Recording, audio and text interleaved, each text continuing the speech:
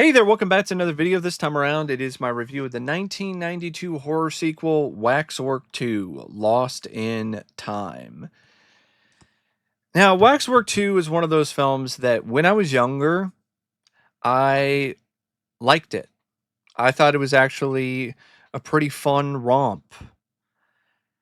But as I've gotten older, I like it less, and honestly, I think it's kind of a weak sequel. I don't think it's a bad movie, and I don't think it's a terrible sequel by any means. I think it is ultimately better than some people make it out to be, and I can have some fun with it, but it's not as good as the first, and at best, it's just kind of a time waster for me. Now, before I get around to sharing more of my thoughts on Waxwork 2, though, I would like to give a special shout out to Phil for requesting this video. And if there is another film, TV show, or topic that you would like to see me discuss in the future, feel free to donate to either my PayPal, my Patreon, or my Cash App. The link to all three is in the video description down below, and I will try to get to your request as soon as I possibly can. Now, Waxwork 2 is directed by Anthony Hickox, who directed the first film. And I think his direction here is on par with what he did with the first. It's above average. It's got a good amount of energy to it. I think this is a film that has even more genres in it. And I think Hickox made the right choice here in terms of not necessarily always matching the tone or the visual style of those movies and just kind of doing his own thing with it. There are some exceptions because in the haunted house part of the movie, it definitely is a homage to Robert Wise's The Haunting. And I think he actually does a great job emulating Wise's direction in that. But some of the other stuff, you can tell that it's just more of like Hickox just directing a sci-fi horror movie, or Hickox doing a medieval fantasy film, or Hickox directing little snippets of different sort of genres for the climactic battle through time. So, directing wise, I do think he did a good job. A decent amount of pans and zooms, solid camera work throughout. Did a good job adding some extra polish to what is pretty much a low budget sequel that went direct to video. And I think that Hickox clearly enjoyed doing another Waxwork. You could tell that he was really enthusiastic about tackling a sequel and being able to uh, enter this world again that's very weird and unique and kind of one of a kind and very oddball and full of imagination. And you definitely see a good amount of that when it comes to the way that he directs the film.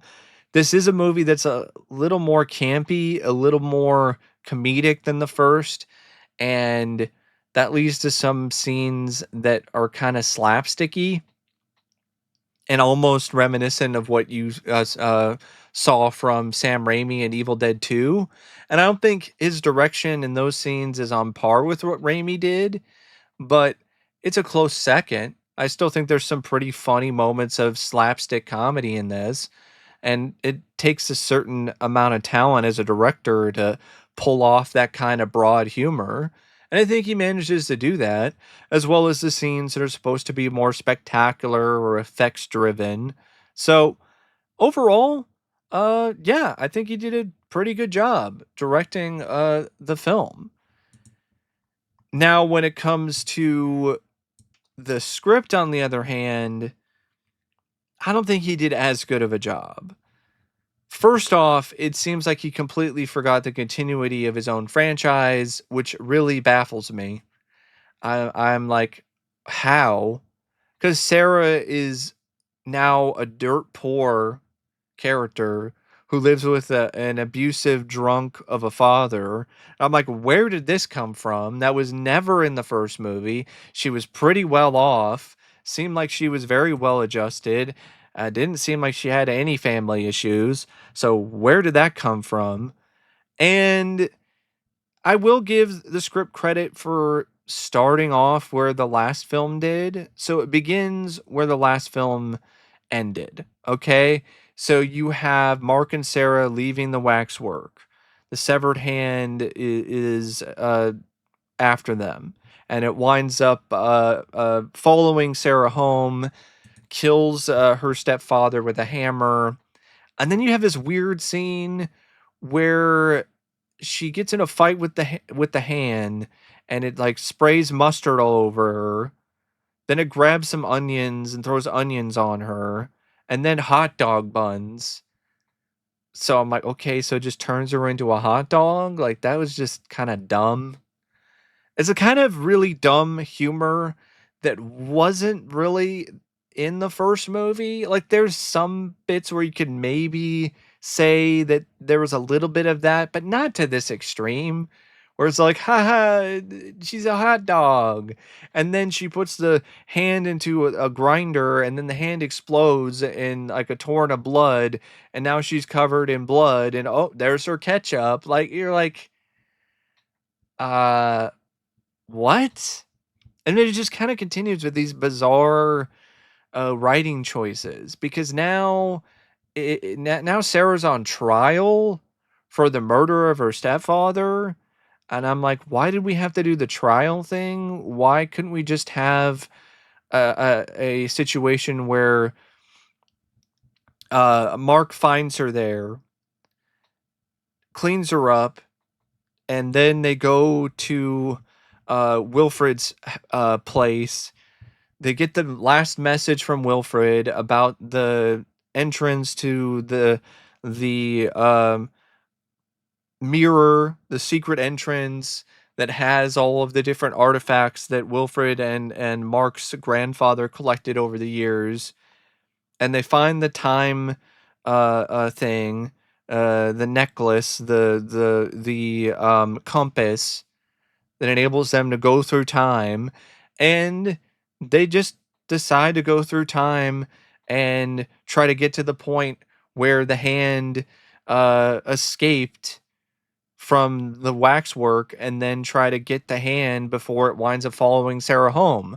Why did you have to do the trial thing to begin with? That didn't even feel like it was at all necessary and just felt kind of tacked on and kind of dumb, especially when you have the whole stuff about she said with a straight face that a hand killed her stepfather, and now there's this whole thing where they have to find a hand or some proof that reanimated flesh exists so then she can get let off.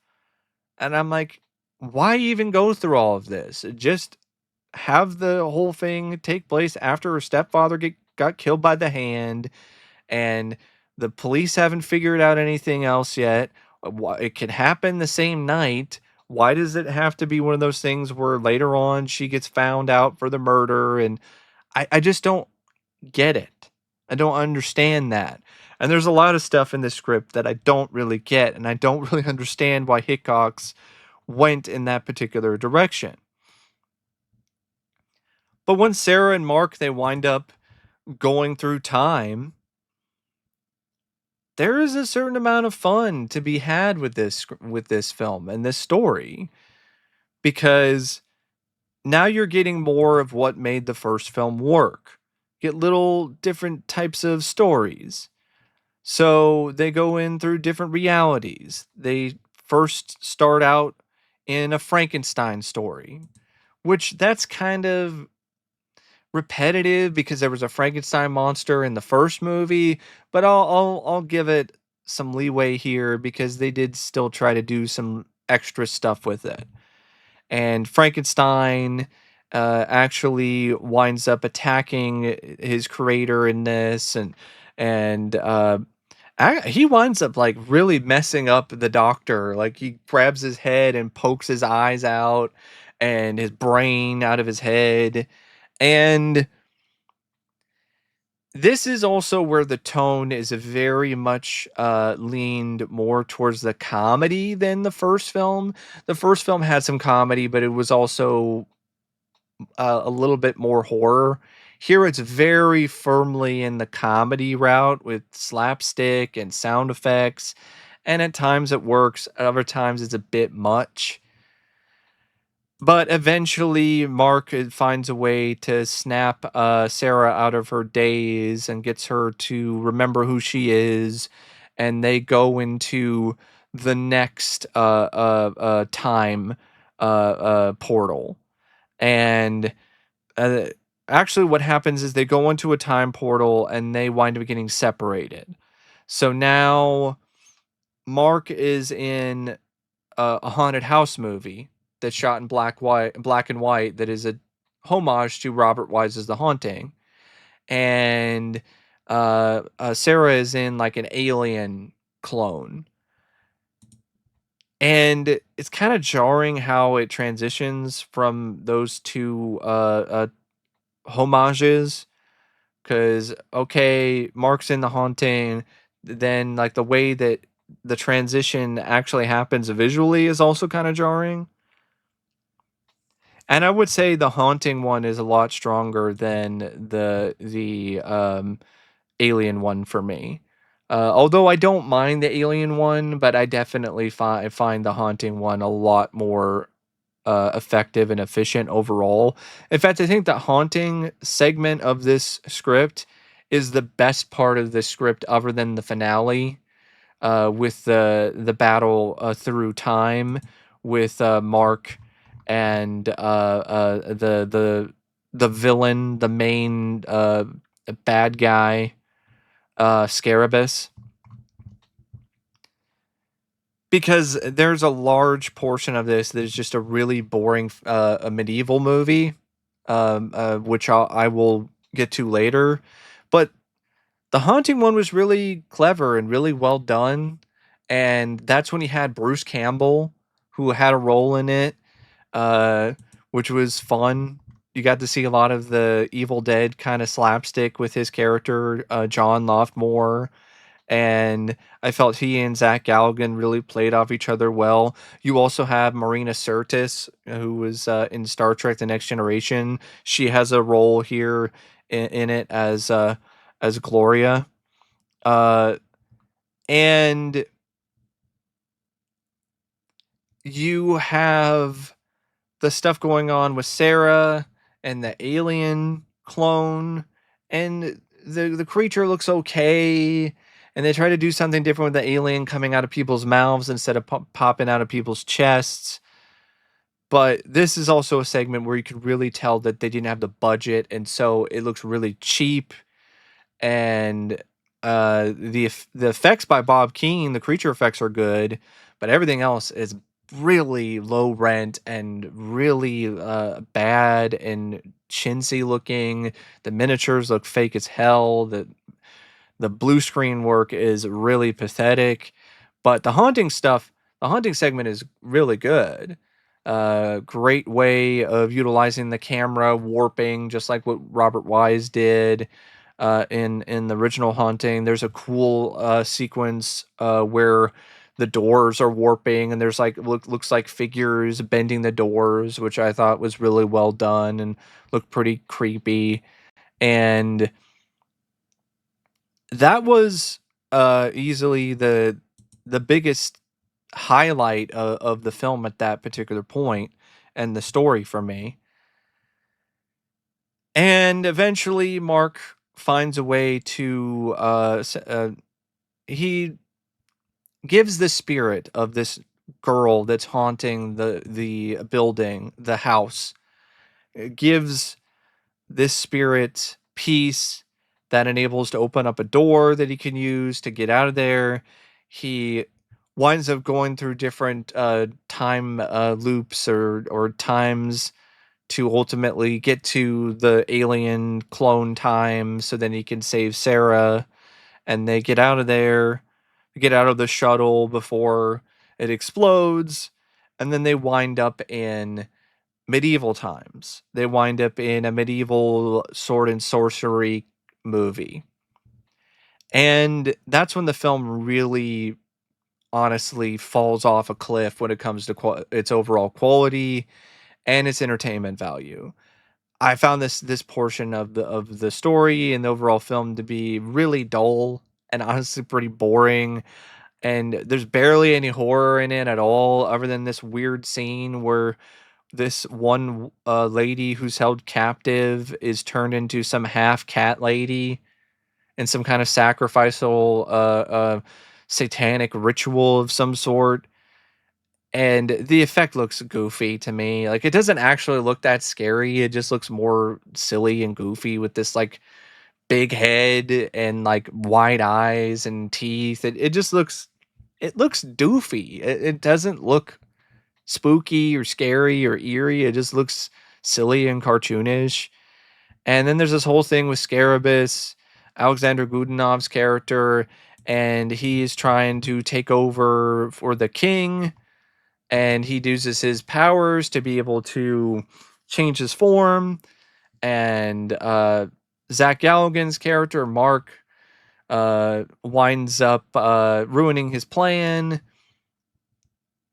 And all the while, Sarah is there because she is now being courted by Scarabaeus, and she's going to be his wife. And Mark, he gets some help from this random guy who it's insinuated that I guess this character, the beggar, was some like reincarnation or some form of a relative of Mark's. And he gives him a sword, and then he just disappears because I guess they could only pay David Carradine for that one day. And then you have Patrick Macnee, who his character Sir Wilfred shows up as a crow randomly and has gotten the time necklace, which was left behind in the alien universe, and he got it back somehow. And he gives Mark some advice, tells him what he should do in order to find a way to get back, and gives him the time necklace, releases Mark from his bonds. Then Mark goes in and saves Sarah. And I will give this portion of the film this when it comes to a positive. When it gets to the climax and the finale, when Mark is fighting Scarabaeus through all these different time universes and different genres of film, that is a blast. And I really love that. And that's what Hickox wanted to do with the end of the first movie, but he just ran out of money. So he was able to actually do that here. And you could tell that he really relished the opportunity to do this particular sequence. And it really shows. Like, that is a major highlight. And one of the best things about this movie is that final battle throughout time involving Mark and Scarabaeus, where they battle through a Godzilla movie, a Nosferatu film, a Dawn of the Dead parody, Jack the Ripper, a bunch of different sort of stuff. I think it was Jack the Ripper. So yeah, there's a lot of different genres that they're jumping through, which is a lot of fun and creative and imaginative. But then it's kind of a letdown, though, and it's in a little bit of a way, because after all of that, after this battle through time, Mark still isn't the one that delivers the finishing blow. In fact, it is the cat lady that kills Scarabaeus. I'm like, no, like, Mark should have been the one to take him out. Why did it have to be the cat lady? Oh, so you could have one bit, last gory bit. You could have still had that with Mark decapitating him, or stabbing him multiple times, or cutting a limb off and then stabbing him. You could have done that. Like, why did it have to be the cat lady? And then they try to do a fake out thing with this guy who was a henchman of Scarabaeus's, who got hit with a giant book by Mark earlier. But that was lame and didn't make any sense. Okay, he shows up and his face is all stretched out and it looks like he's a zombie. But I'm like, how did he survive? He got hit with this giant book and his head smashed, but now he just shows back up again. It was never insinuated that this guy was some kind of a zombie or undead creature, was possessed or anything. So I don't get that. There was a fun way to take him out though, with Sarah hitting him with a mace in the head, but like that was just kind of out of nowhere. And then speaking of out of nowhere, now there's this random thing where, okay, because that happened, the portal that they opened up to go back home, it's now shrunk, and now Mark can't go through, and only Sarah can. And I'm kind of like, that doesn't make any sense. Like they're kind of around the same size. Okay, it's smaller, but wouldn't you still be able to go through it? Why is there only room for one? And even that whole thing is like, I get it, they set it up with a photo with the painting earlier in the movie, but I don't like this whole thing anyway, where Mark stays behind in this time, in the medieval time, and then Sarah goes back to present time with a severed hand, gets released from her trial with a non-guilty verdict, and then gets some message from some guy who knew Mark and gives her another time necklace. I'm like, where did that come from? And there's a note that says, join me. And so now it's insinuated that she's just going to go to another time and find Mark. But knowing how these freaking necklaces are, like, how is she going to know the exact time to get to? She's probably going to have to wind up going through all these different times first in order to find him. And hopefully she's still going to be all right by the end of it and not die in one of those times, because now she doesn't have Mark to help her. And why did she have to even do that to begin with? Why couldn't she have just stayed behind if that was the whole point? They're just going to stay behind in the medieval time and be together. Why did she have to go back into present time anyway? It's not like there was a time paradox thing. It's not like there was anything that was established where, oh, you can't mess with things, otherwise everything will collapse. It's also insinuated that this is kind of not really real time. It's some kind of proving ground or battleground for God's heroes and the devil's minions, and it's like they duke it out. So I'm kind of like, okay, so you have the time warriors that are chosen to fight Satan's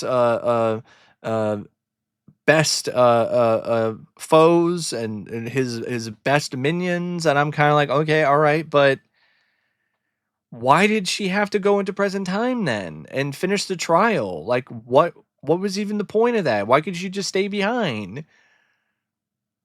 What does it matter what happens in the future? It doesn't matter now. She's in this other time dimension. It was never insinuated that guilty verdict is going to affect her in this time dimension. So what was even the point of that? And like I said, you didn't need the trial thing to begin with. And if you're going to do the whole stay back in the other time, then you could just do that. And it's just needlessly convoluted. So this script, it's not awful, but it's also not good. I have to be honest. And then you have the end of the movie with this cringe rap song, which is just terrible. It's a terrible rap song. There's a reason why it's kind of infamous among certain people as like an infamously bad song. It is. It's terrible. But the script, it's still not without its merits. I am going to give it a ton of praise for the haunting portion. I love that portion of the film. I think it's a major highlight. It's really strong. It's a good mix of comedy and legitimate horror. I like the Dawn of the Dead reference later on, the Nosferatu stuff, the Godzilla thing. I love the finale, the final battle through time, except the way that it ends. But I like the initial fight, and I like the idea of time warriors and all of this other sort of time dimensions, and there's a lot of fun to be had with that. but I don't like the way that Hickox handles the continuity involving its connection with the first movie. I don't like the completely convoluted writing that is just unnecessarily confusing and muddled. And I really think there are points where it's a little too campy and a little too cartoonish and over the top when it comes to its comedy. So the script, it's very much a mixed bag for me. The cast, not too bad, but also not great. Zach Galligan is a lot of fun as Mark. He really toned down some of the unlikable aspects of his character in the first film, and as a result, it's honestly my preferred take on his character. He was a more likable guy in this. He felt like he was more of a genuine heroic figure. Like you could root for him a little bit more than you could when it comes to his character in the first. He was closer to his character in Gremlins in a lot of ways. When it comes to his portrayal of this character, and you could tell that Galligan was once again having a fun time playing this character and playing this role, and he fit the hero role well. Monika Schnarre, though, she has all the acting ability of a wooden door. She was so awful in this, so bad, putrid, uh, beautiful lady, gorgeous woman. She cannot act. And it sucks that Deborah Foreman was not able to come back. And I know why, because she had a messy breakup with Anthony Hickox. But man, I wish they could have just, buried the hatchet and just gutted through this one, because that's a serious downgrade for me. Go from Deborah Foreman to Monika Schnarre. Um, Martin Kemp as Baron von Frankenstein. Uh, his performance is insanely over the top, chewing the scenery like nobody's business. But there is a certain amount of fun to be had with it, I have to admit. And you can tell that he's enjoying himself. I like Marina Sirtis and her little role as Gloria. Bruce Campbell is a blast as John Loftmore. You can tell that he's also making the most out of his cameo here. David Carradine, it was fun to see him in this, except he was only in it for like one scene.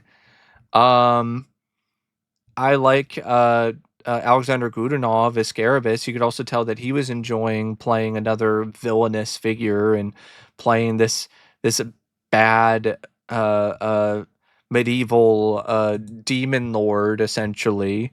So it was definitely a good bit of casting, and he was an intimidating enough presence and overall figure. The way that it's marketed, you would think that he's in it more than he is. He's not, though. Like, what do you mean a killer is waiting in the past, present, and future? He's not really, though. I guess kind of, but he's not really waiting. He's just there in that medieval time. And it's not like it's time after time, the Waxwork version, where Mark is chasing this guy throughout all these different time periods throughout the entire film. That's not really how it is. And you got, John Ireland, who plays King Arthur, Jim Metzler, who plays Roger, Michael DeBar, who plays George, Patrick Macnee, who's back again as Sir Wilfrid. So the cast is okay.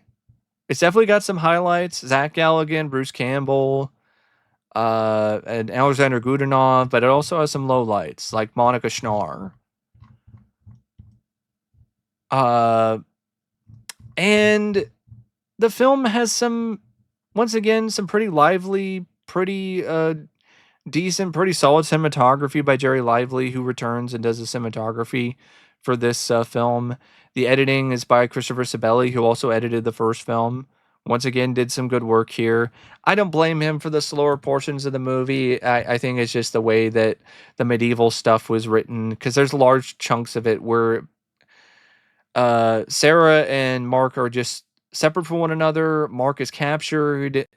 There's just a lot of nothing happening in that particular portion of the film, and that really doesn't have anything to do with the way that it's edited. It's the way that it's written, because the editing is top notch and really excellent when it comes to the scenes when Mark and Scarabus are fighting through time, and it really needed to be top notch and really on point in order to make those scenes work as well as they do. The music by Steve Schiff. Did this guy watch Suspiria before he composed the score for this? Because that's what it sounds like. It sounds like he watched Suspiria the night before he decided to start composing the score for Waxwork 2, and then he just decided to, I guess, subconsciously copy Goblin's score from that movie.